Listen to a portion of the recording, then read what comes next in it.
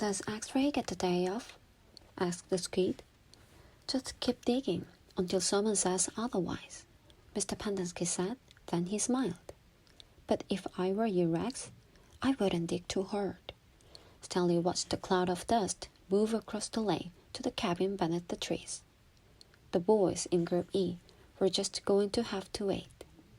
It didn't take long for the pickup to return.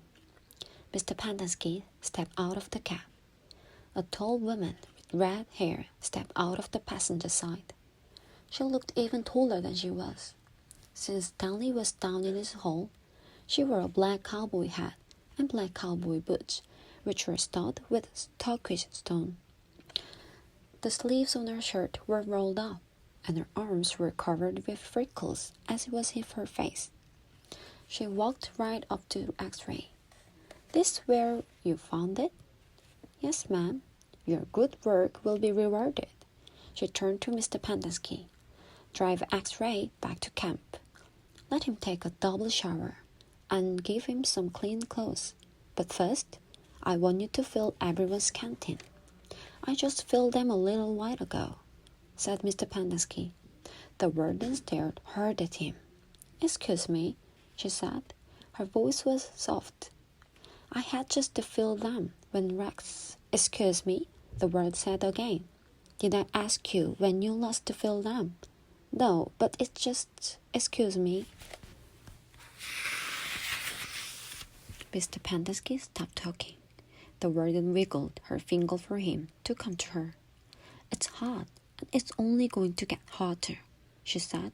"Now, these fine boys have been working hard. Don't you think it might be possible that they might have taken a drink since you lost to fill their canteens?" Mr. Pendanski said nothing. The warden turned to Stanley. "Caveman, will you come here, please?" Stanley was surprised. She knew his name. He had never seen her until she stepped out of the truck. He didn't even know the warden was a woman. He nervously went toward her.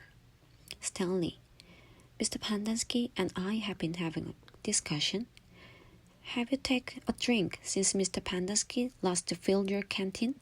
Stanley didn't want to cause any trouble for Mr. Pendanski.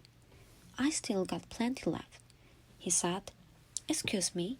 He stopped. "Yeah, I drank some. Thank you. May I see your canteen, please?" Stanley handed it to her. Her fingernails were painted dark red. She gently shook the canteen, letting the water squeeze inside the plastic container. "Do you hear any empty space?"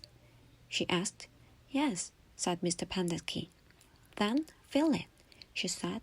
"And the next time I tell you to do something, I expect you to, without questioning my authority.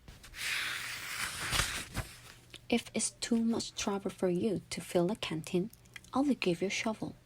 You can dig the hole, and the caveman can fill your canteen." She turned back to Stanley. "I don't think that would be too much trouble for you, would it?" "No," said Stanley. "So, what will it be?" She asked Mr. Pendanski. "Do you want to fill the canteens, or do you want to dig?" "I will fill the canteens," said Mr. Pendanski. "Thank you."